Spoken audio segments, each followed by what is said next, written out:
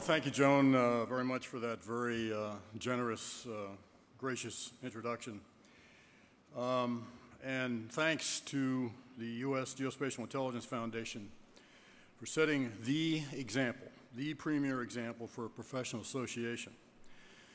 And Joan very appropriately and very aptly, I think, recognized Stu Shea, who's been with it since the start.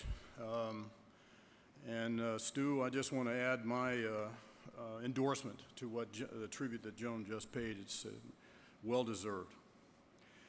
The foundation is truly exceptional at showcasing GEOINT tradecraft and bringing together government, industry, academia, allies, state and local officials, and others involved in national security who share a passion for this crucial field. Thanks to Keith Mosbach, an old friend and colleague, for his leadership and for the great work of his superb staff. And a huge thank you as well to all the corporate participants, without whom literally this event wouldn't happen. And because of you, GEOINT this year is bigger and better than ever. It's certainly been personally very gratifying for me to see this mature from its comparatively modest beginnings in the first symposium we had in New Orleans in 2003. And while I'm at it, I also want to recognize Tish Long, who's turned things I only talked about when I was director of NGA into reality. I am so proud of her and her leadership at NGA. She's truly put GEOINT into the hands of the customers, including, by the way, customer number one. And as an IC leader, she's punching way above her weight, which is always a dangerous metaphor when referring to a woman, but in Tish's case, I'm absolutely safe. And by the way, a belated happy 16th birthday to NGA a week ago yesterday. Now, I'm especially pleased to be here in Orlando. Actually, these days, I'm pleased to be anywhere outside Washington. Now, Walt Disney didn't pick this place by accident. The weather here is usually good, so it's a great place to do things outdoors, normally. Things like riding a motorcycle. Now, I'm not a biker, but buying a Harley and riding across America has crossed my mind once or twice, although Sue always immediately uncrosses it for me. In fact, the closest I'm allowed to come to a motorcycle is my Harley-Davidson pen. But I do believe there's profound wisdom that comes from old bikers in life, and when you think about it, for intelligence. You may have heard a few of their wise musings, such as a bike on the road is worth two in the shop. There are old bikers, there are drunk bikers, but there are no old drunk bikers. The only good view of a thunderstorm is in your rearview mirror. Never be afraid to slow down. Only bikers understand why dogs love to stick their heads out car windows. Pie and coffee are as important as gas. Never mistake horsepower for staying power. Well-trained reflexes are quicker than luck. If you really want to know what's going on, watch what's happening at least 5 cars ahead. And I'd ask you to hold that thought because I'll come back to it later. Everyone crashes. Some get back on, some don't, some can't. If you think your head is only worth $5, get a $5 helmet. And last but not least, maintenance is as much art as it is science. And this brings to mind, all of this brings to mind a best-selling book written some 40 years ago called Zen and the Art of Motorcycle Maintenance. Now just bear with me, so you know where I'm going here.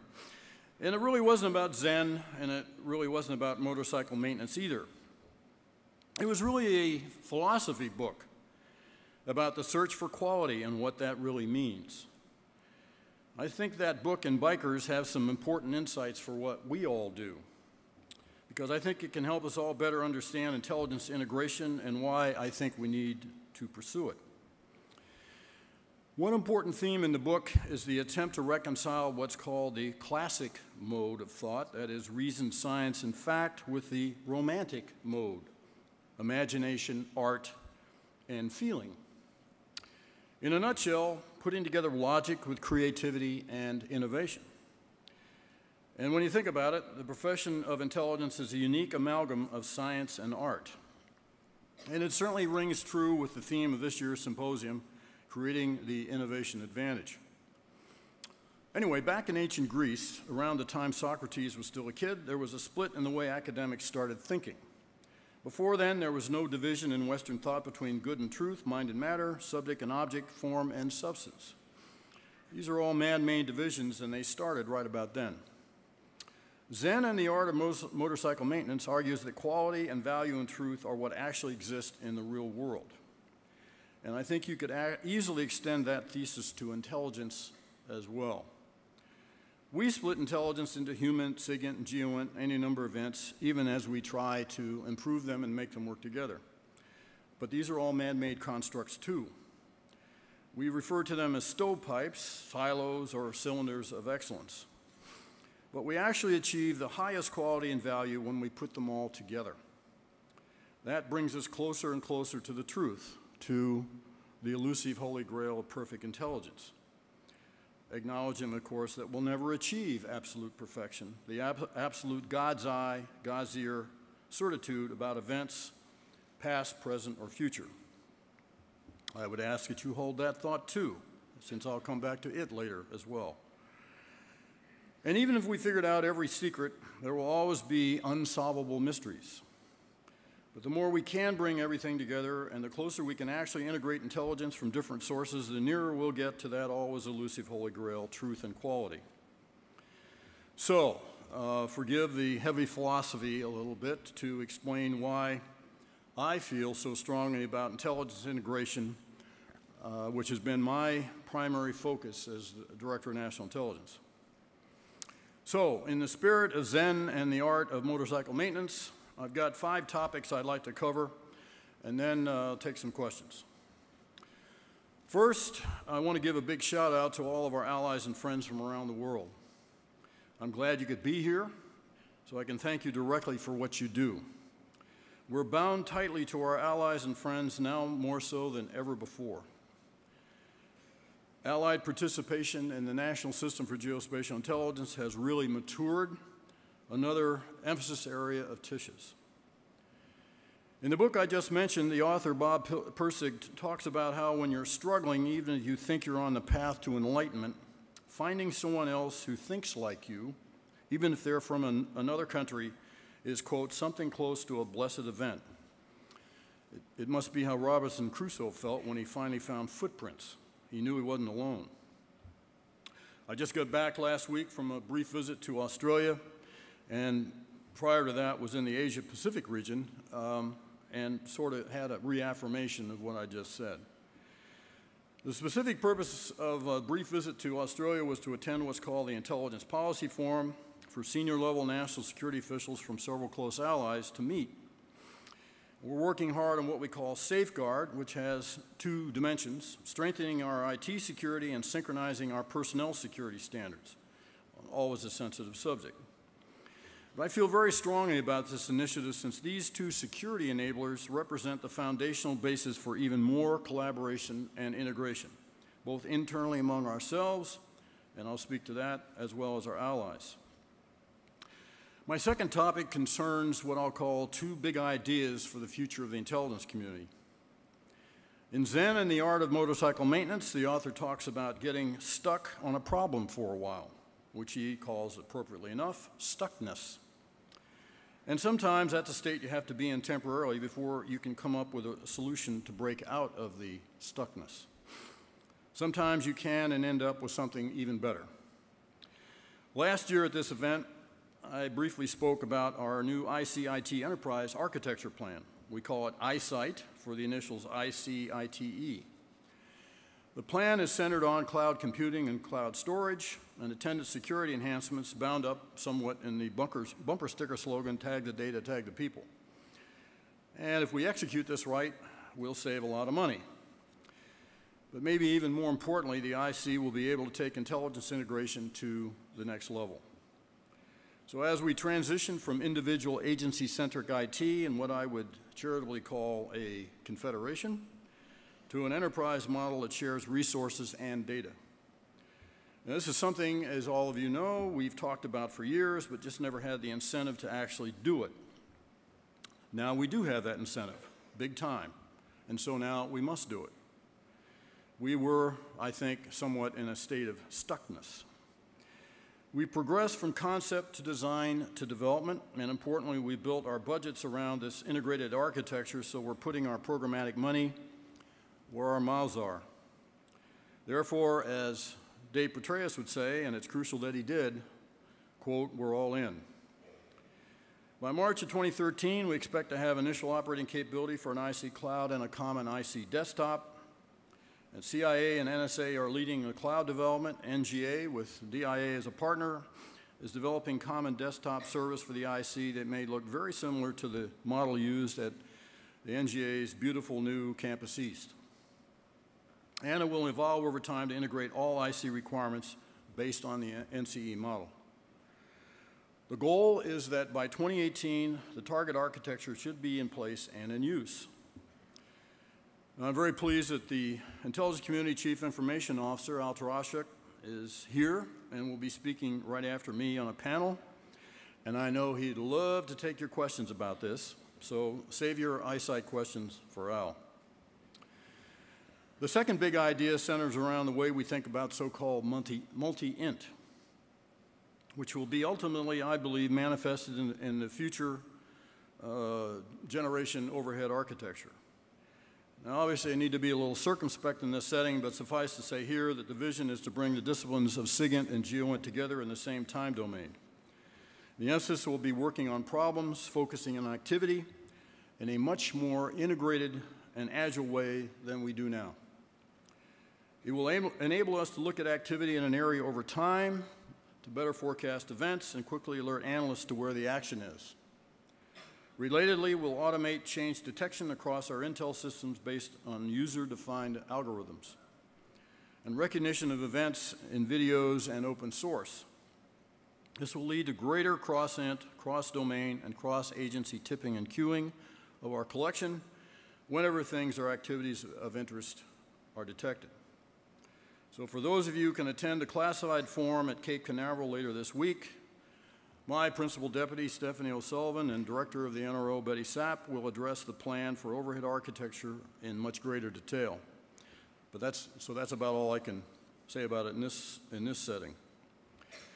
The third topic I'd like to touch on is security. We now have 2 separate FBI criminal investigations underway for some egregious leaks. And so we've outraged about this to a fare thee well in Washington. By the way, you know, the word outrage is now a verb. I can actually conjugate it for you. I outrage, you outrage, he, she, it outrages, we outrage, you outrage, they outrage. In the face of all this, we're doing some things to try to stop the hemorrhaging. And I feel very strongly that we in the IC should set the example for everyone in the entire government. So this includes, and this is sort of internal to the intelligence community, more auditing and monitoring of our IT networks across the IC. 2, standardizing the counterintelligence polygraph question that deals with divulging classified information to unauthorized recipients for those who are susceptible to a polygraph exam. 3, investigating leaks more aggressively by my Inspector General, the ICIG. 4, a subject near and dear to many of you in this room, reforming how we clear people in the first place. So I'll go into a little bit more detail on this one. As you know, the Intelligence Reform and Terrorism Prevention Act established some stringent standards on the time required to clear people. In 2005, the average security investigation, start to finish, took 256 days, with top secret investigations averaging 315 days, more than 10 months. In 2010, we decreased the processing time for 90% of clearances to an average of 54 days, less than 2 months, exceeding the IRTPA goals. But admittedly, this was done through brute force, adding to the marching army of contract investigators and putting on many more adjudicators. And in the third quarter of FY12, this was down across the government to 53 days. I know all of you have urban legend vignettes about, clearance cases that didn't work in your case, but again, this is across the entire government, which of course transcends the intelligence community. We're pushing to institute more automation and more focused investigations to further streamline the process. And then once cleared, we're pushing the idea of continuous evaluations rather than the periodic investigations approach we've always used. Several agencies, including Army, State, and NSA, are conducting pilot programs along this line, and it looks pretty promising. And of course, another subject of urban legend is promoting reciprocity. The fifth area we're working to improve in terms of security and efficiency, so that people, once cleared, are able to move from one organization to another or one contract to another and still be considered cleared. So we're going to push hard. I have taken this on myself.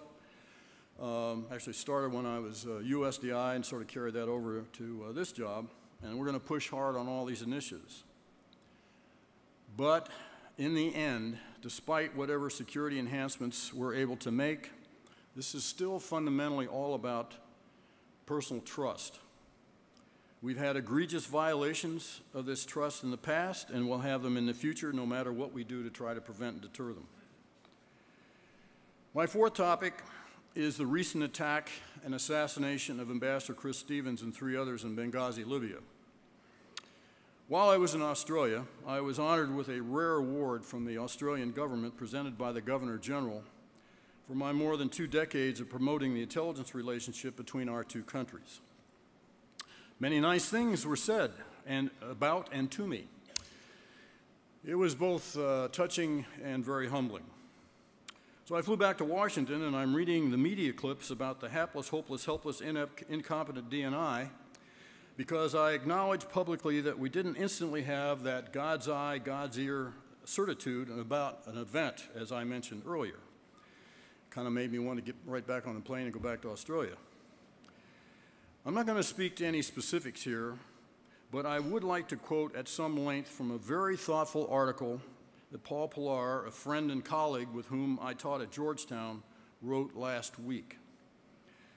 I do so because it deeply resonated with me based on my own up-close and personally intense experiences with the investigations of the Khobar Towers bombing in 1996, when I certainly first got religion about terrorism, and later the Fort Hood shootings in 2009. My experience in these 2 tragic events can be extrapolated. Any event like this involving loss of life is highly charged, emotionally and politically. So I offer this in the spirit of sharing what I have personally experienced. If there is a message, it is one equally applicable to the executive and the legislative branches of the government, each of whom have their respective responsibilities to discern what actually happened, to derive lessons learned, and to help prevent similar tragedies in the future. And it is, I would hope, equally instructive for the media as well. Paul's article so resonated with me and so succinctly captured the balance and perspective that I believe all these 3 institutions of our system, the executive, the legislative, and the fourth estate, the media, need to bear in mind. And I quote as follows: "The seemingly endless public rehashing of the attack in Benghazi that killed the U.S. ambassador and 3 other Americans is not taking a form that serves any useful purpose. That would be true even without the political slant that has stemmed from efforts to turn some of the recriminations into a campaign issue. The loss of the 4 public servants was a tragedy. The rehashing does not alleviate that tragedy. Some relevant truths should be recalled. 1, diplomacy, parenthetically by the way, like military service and intelligence service, is a dangerous line of work. The memorial wall at the State Department listing the many U.S. diplomats going back more than 2 centuries who have been killed in the line of duty is a reminder of that. There is an inherent tension for diplomats between doing their duties well with everything it entails regarding contact and exposure in faraway places and living and working securely. 2, hindsight is cheap. After any incident such as this, one can uncover warnings that might have been applicable to the incident and that occurred, measures that could have been taken that conceivably could have prevented the occurrence, and various other what-ifs. What does not routinely get noted is that the same sorts of things could be unearthed about countless other facilities that do not get attacked and countless other lethal incidents that do not occur. What is unearthed is a product of the second guesser's luxury of hindsight. And I can say that since on at least 2 occasions I've been one of those second guessers. One can always construct an after-the-fact case that any one such incident was preventable. This is not the same as saying that such incidents in the aggregate are preventable. 3, resources are limited, threats are not. Even if U.S. diplomats consistently opted for living securely over doing their jobs well, total security cannot be bought. Second guessing about how much more security should have been provided at any one facility rather than any of dozens of others elsewhere that did not happen to get attacked this time is just another example of hindsight. 4, and this is crucial, information about lethal incidents is not total and immediate. The normal pattern of such events is for explanations to evolve as more and better information becomes available. We would and should criticize any investigators who settled on a particular explanation early amid sketchy information and refused to amend that explanation even when more and better information came in. A demand for an explanation that is quick, definite, and unchanging reflects a naive expectation, or in the present case, irresponsible politicking. The public second guessing does nothing to honor the services of those Americans who died, and it does nothing to prevent similar incidents. The Secretary of State has, per standard procedures, appointed an accountability review board led by a highly respected and experienced retired diplomat, Thomas Pickering, to assess what happened in Benghazi. And by the way, we have a very capable former intelligence officer who also is serving on this board. So let the board do its job. End of quote. My 5th and last topic, moving from one somber subject to another, is to briefly address the specter of sequestration, the so-called fiscal cliff we're about to drive over unless the Congress takes action. In short, in the classic staff officer bottom line up front, if sequestration is allowed to happen, it will be disastrous for intelligence. And it isn't just the amount of the cut, you can all do the math, it's the manner in which it would have to be taken. The appropriations committees have directed that the National Intelligence Program will be arrayed in some 700 PPAs, or program project activities, and each and every one of them would be proportionately cut, leaving me as program manager absolutely no latitude on taking cuts or protecting key activities or programs. And this could mean significant reductions in our most valuable asset, our people. And every major systems acquisition program in the NIP is in jeopardy of being wounded. So we can only hope that the lame duck Congress, which returns after the election, will do something to avert this train wreck. I hope they think about the wisdom of bikers. Remember, safety involves watching what's happening at least 5 cars ahead. And the worst part is that if it happens, it would occur during the time of the most diverse and demanding array of threats I've seen in almost 50 years in this business. And I can assure you that to the extent that I have any influence, for as long as I have any influence, I'll do my damnedest to minimize the damage. So on that happy truth to power note, I'll stop and take some questions, and I'm depending on Joan to be my filter. Thanks very much.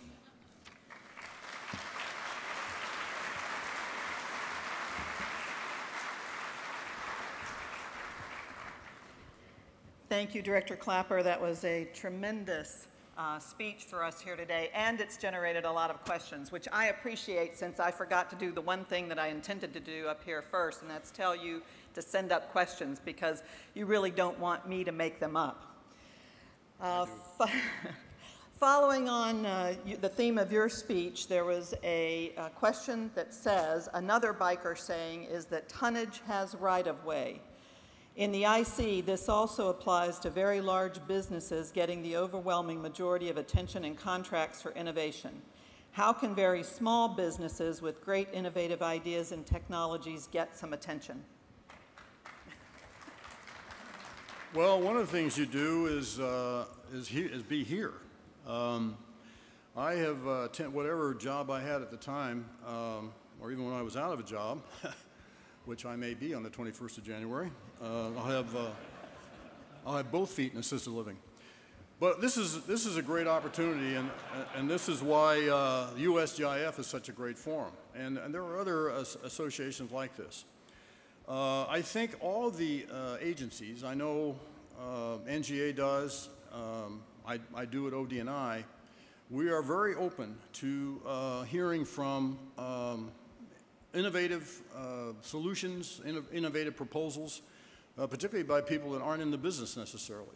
So I think there are outlets there at risk of giving her more business than she might want, but my point of contact for this at ODNI is Don Myricks, the Assistant Director of National Intelligence for Acquisition Technology and Facilities.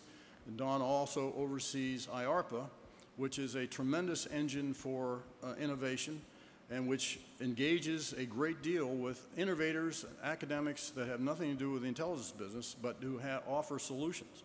So I do think there's outlets for it, opportunities if you take advantage of them. All right, great. A lot of questions about commercial imagery. Let me try to summarize where those questions are coming from. Can you explain why the nation would be better served by reductions in funding for commercial remote sensing, which has forced the merger of the two current domestic providers, thus reducing competition in the industry, and particularly given that the government stimulated development of a commercial imagery capability? Well, there's no bigger fan of commercial imagery than I. I was a fan of it when it wasn't fashionable, right after I became director of NEMA then in 2001. And commercial imagery has tremendous advantages. It's unclassified. It can be shared easily with for allies and partners, and it's a great asset domestically as well. But as I alluded last year, when we were going through the administration reductions, the first time we've taken any, had to take any since 9/11, you know, we have to make a risk versus gain, you know, it's risk management. I was just thinking this morning that in the last 2 years or so that I've been DNI, I can recall specific entities, whether on the Hill or outside studies, telling me that I need to do more. And then fill in the blank. I need to do more on China. I need to do more on North Korea. I need to do more on Iran. I need to do more on the Mideast. I need to do more on human trafficking. I need to do more to prevent atrocities. I need to do more about drugs. I need to do more about cyber. I need to do more about counterintelligence. I need to do more about counterproliferation. I need to do more about counterterrorism. So the list goes on. And in a constrained funding environment, very hard choices have to be made based on demand signals and what it is that we actually need. All we've done here, at least what has been proposed, is to decline the slope of increase slightly on commercial imagery. It's still very important and we'll still need it. But in the whole spectrum of this, the whole landscape of the entirety of the National Intelligence Program, for which I'm responsible, as opposed to what I used to be responsible for in the Pentagon as the military intelligence program executive. So we had to make some hard choices. And based on the demand and the requirement versus what we can afford. Director Clapper, you just gave a long list of areas of focus for the intelligence community. Within that long list, what are the issues that you are most concerned about, other than the Congress maybe? What keeps you up at night? Well, I think the general answer, what keeps me up at night, is what I don't know. The threats that you do know something about, at least that's something you can do something about, you can manage, you can try to focus more attention on it. It's the unknowns, the unknown unknowns, to borrow a phrase, that most concern me. I think these days, growing concern, and I'm sure you're going to hear about this from Keith Alexander, is the cyber dilemma that we have in this country, and cyber protection, and in turn the intelligence resources and capabilities that we are able to mount against it. And of course, this is in the backdrop of all the other demands that we have for intelligence support. Director Clapper, you talked about the integration of GEOINT and SIGINT. What about MASINT? Well, that's actually the objective here would be to amalgamate all of them, and to the extent that we can get more intel playing in the same time domain. This is something that I think the two disciplines and the two agencies responsible for them, of SIGINT and GEOINT, have come a long way in terms of collaboration. MASINT obviously fits in that whenever it can play in the same time domain. So I didn't mean to slight MASINT fans by omitting that reference to that discipline. You spoke about the possibility of sequestration and how devastating it would be in the community. Are you looking at plans for consolidation of IC activities? How do you think about cuts to the government and the contractor workforce, and do you think about those cuts in an integrated whole? Well, yes. As the picture becomes clear, and if in fact January 2nd rolls around and nothing's been happened to either delay or obviate sequestration, we'll obviously have to do that, and that will be clearly my objective would be to do this holistically, looking at the entirety, and this will have, for the reasons I outlined in my remarks, particularly unless the PPA array for us has changed, it's going to be a tough challenge, but this will have impacts on us across the board. Government, contractor, civilian, military, it will have a big impact on all of us. And so, as I said, all I can say here is I will certainly, for as long as I'm able, I'll do my best, my damnedest to obviate the impacts. But if that happens, it's going to be very painful for all of us. You spoke about the need to improve security today, particularly personnel security. Have you considered a single organization responsible for clearance for all agencies? No, I have not.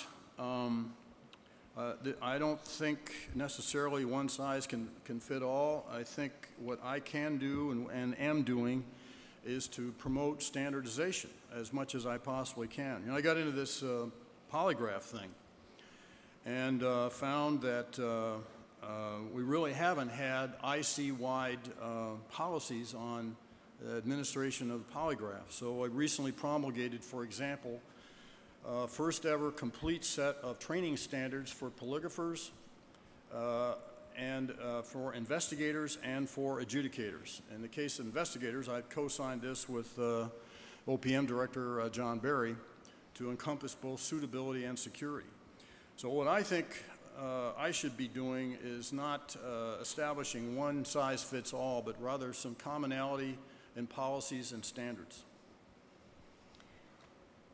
There are several organizations in the intelligence community, specifically NRO and NGA, who are moving forward with the science of multi-int and the imperative to move forward.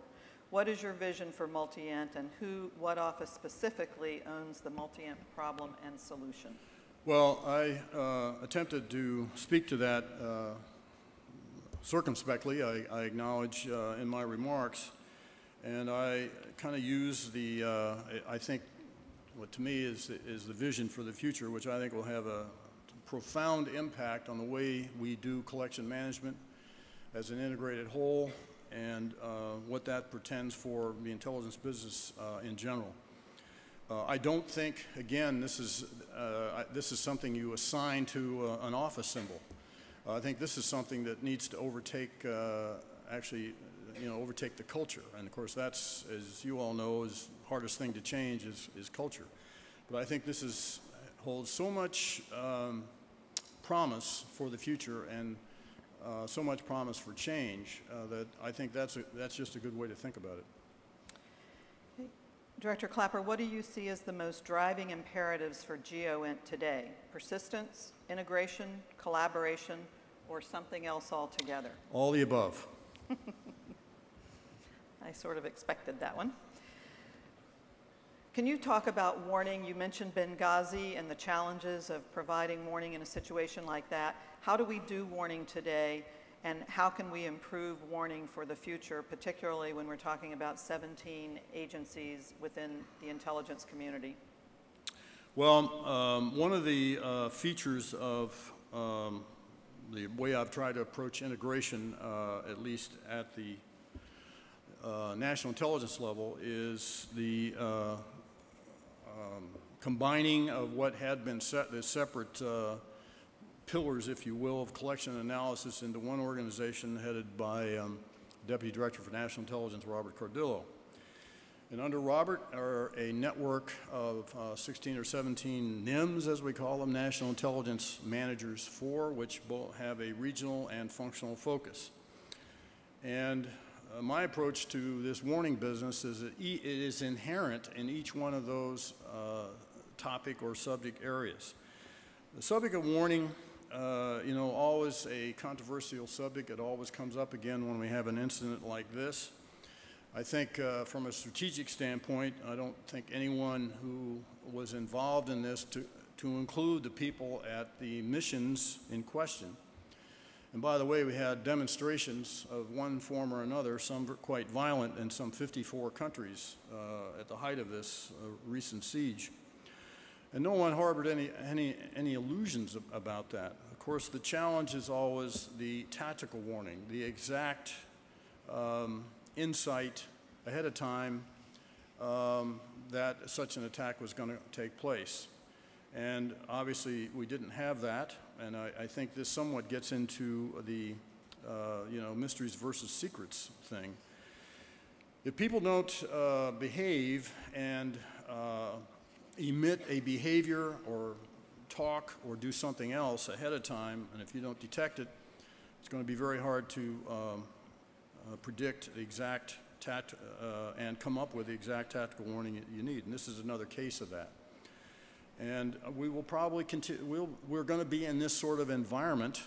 This is kind of I think that in many cases overseas is going to be the new normal. And people are going to have to be on the alert.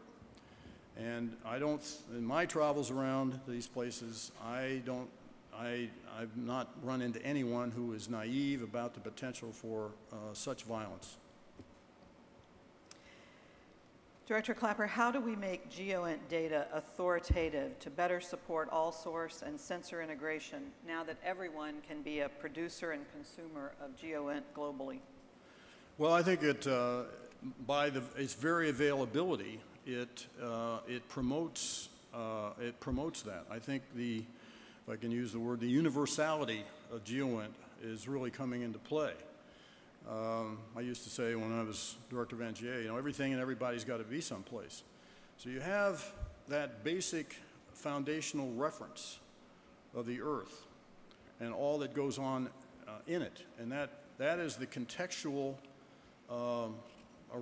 array, the contextual depiction for overlaying all the other forms of intelligence. And so to the extent that GEOINT is as pervasive, it should be. And that's why I think what Tish is pushing here with making it available to the customer. Now that puts a burden, frankly, on GEOINT as a discipline and particularly on NGA as an institution to keep innovating, to keep coming up with new solutions, new ways, new creativity in how to portray GEOINT in context with the other disciplines. Following on that, a number of questions around big data and activity-based intelligence. How do you see the IC moving out, particularly on activity-based intelligence, and what do you think it should deliver? Well, this is the whole essence of what I was speaking about.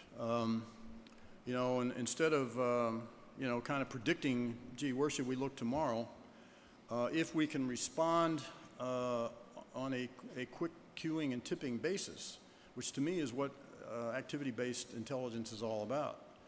In other words, be queued and then have the agility and the capability to respond to those cues. And to me, that's maybe simplistically is what activity-based intelligence is all about. It's not to say we neglect object-based intelligence either, which will also be quite important. But I think what is really new and different here is the notion of activity-based intelligence and what we're going to have to do in order to generate it, as well as what we can do once we have it and can correlate, analyze it, and disseminate it. Director Clapper, what initiatives are underway or planned for improving intelligence integration and sharing with both U.S. and foreign law enforcement? Foreign law enforcement. Well, as I have found, we do a lot with foreign law enforcement. The FBI has an extensive network of legal attachés which are embedded in many, many embassies around the world. We do great work with with many of our law enforcement colleagues in foreign countries. And although I think it's important to sort of make the distinction between law enforcement and intelligence. But what I have seen in my experience, particularly working with the FBI in this job and then overseas, is we do a lot towards enhancing law enforcement liaison with foreign partners. And the same is true, by the way, big time with DEA, the Drug Enforcement Administration, which does some magnificent work liaisoning with counterparts overseas. Director Clapper, can you talk about how the intelligence community informs the Department of Justice when it is dealing with issues such as mergers of commercial entities supporting U.S. intelligence? I won't read what was actually written here, but that is a close approximation. Well, there is a rigorous process for this, and you know, it is an interagency process involving the intelligence community, DOD, but as we feed the Department of Justice and when they make their determinations about such commercial endeavors. Okay. Now that you've had a chance to experience the ODNI and as Director of Intelligence, do you believe that DNIs should serve term limits? And when you get your second term as DNI, what changes will you make? Well, actually, I do think you could make a case for having a fixed term, somewhat akin to the FBI director who serves for 10 years. I don't know about 10 years, but some fixed term. I think there's an argument for that, assuming that you want to sustain the position as functionally apolitical. I mean, it is a political appointment, Senate confirmable, and all that. But I think you know, one of the rock bed pillars of foundational pillars of intelligence is objectivity and independence. And I think a fixed term of some length, I don't know what it would be, and not for me, would be would be a good thing. Director Clapper, you have spoken at this conference, it seems every year, on the heels of some political controversy. Do you find, politics notwithstanding, do you believe that you can give your best advice and opinion to the political masters, whomever they may be? Well, I certainly have been able to in this administration. I have had some comments about, boy, you people in intelligence certainly have an inelegant sense of timing sometimes, but I've never had any pushback substantively on, sort of delivering the bad news.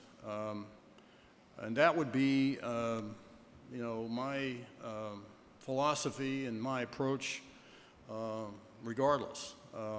I just think that's fundamental rock-bed tenet of intelligence. As I mentioned earlier, we're going to talk about IT issues with the panel that's coming up next, but a lot of questions around IT, and I think this one is appropriate for the DNI to answer. With increasing focus on sharing and IT in a cyber world, how do you think about the emergence of foreign 4G providers? Is there a role for them to play in U.S. and in supporting the government? Well, it depends on which ones, I guess.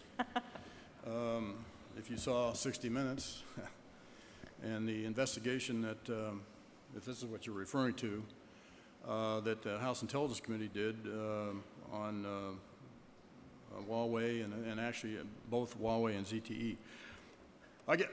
My whole approach to this issue in general, whether 4G providers or anything, is with our foreign colleagues and partners, is the extent to which we can promote more security in our IT networks and in personal security. Those are the two basic foundation aspects for ever greater collaboration and integration, whatever form that takes. And so that was what was the occasion of this intelligence policy forum that I attended in Australia. And it is that which will enable all sorts of integration and collaboration. But that's kind of the price of admission, if you will. Great. We see increasing pressure as we try to recruit young staff into the intelligence community, particularly young technical staff and engineers who are attracted to Google, Facebook, and some of the other commercial entities like that. Do you see those challenges, and how would you advise young people to think about a career in the intelligence community today? Well, we have, and that's one of the things that concerns me about sequestration. You know, we brought on in the last decade some wonderful, wonderful young people. And they are terrific, absolutely terrific. They come to the business already IT literate. They are fluent in this. That's a basis for even before they walk in the door. And they are fantastic, and I have always felt that they are promoting a revolution beneath our feet that, you know, geezers like me may not even perceive. I know what's going on, and that's all a good thing. And of course, I'm hopeful we can navigate through this sequestration challenge and keep as many of those people as we possibly can and continue to attract them. Because I think they do wonderful things within the intelligence community, and as I say, beneath our feet are promoting a revolution in a sense based on what they are exposed to in their day-to-day lives. You've talked about sequestration. You've talked about how to avoid the train wreck of sequestration or the imperative to do that.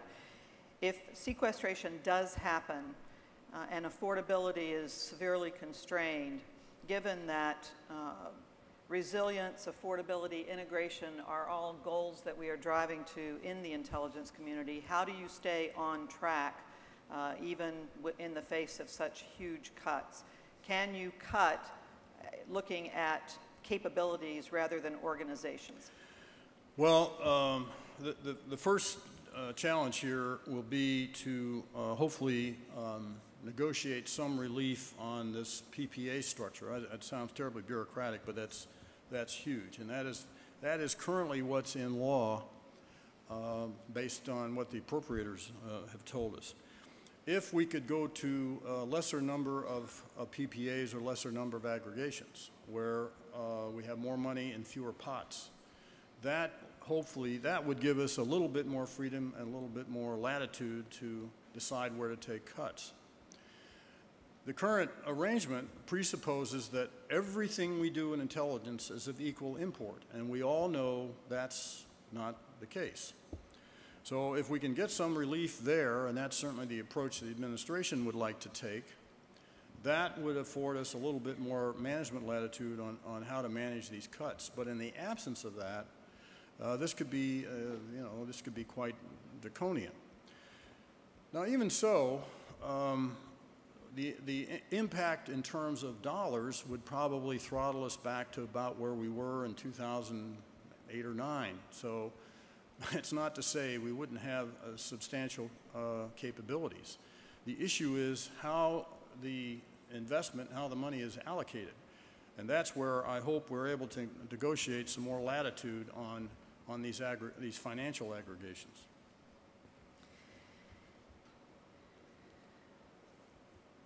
You have been very generous with your time and with your answers this morning. The last one, I think, is an interesting question and one that a number of people raised. And the question is, how do you think of the role and priority of human geography, another GEOINT area of focus? How important is it really, and do you see it as a future driver for GEOINT? Well, I think it's hugely important, and this is something, a discipline, if you will, an area of study and thought that I think has assumed greater and greater importance. How people behave culturally and how they behave in relation to where they live and work, and the effects of terrain on that. It's a hugely important endeavor. We've spent some time in some of the councils and the intelligence, what's called the Intelligence Management Board, which is a combination of all the NIMs and the functional managers, and trying to sort out who's responsible for what in the area of human geography. NGA, by whatever construct, has a huge role to play in this, and I think this gets back to Tish's push to make GEOINT available to the customer. But understanding behavior, human behavior, cultural drivers in the context of location and terrain and climate is extremely important. Director Clapper, as always, you have given us a candid and insightful view of your role and position, of your vision for the intelligence community, and thank you for your service and thank you for being here. Thanks.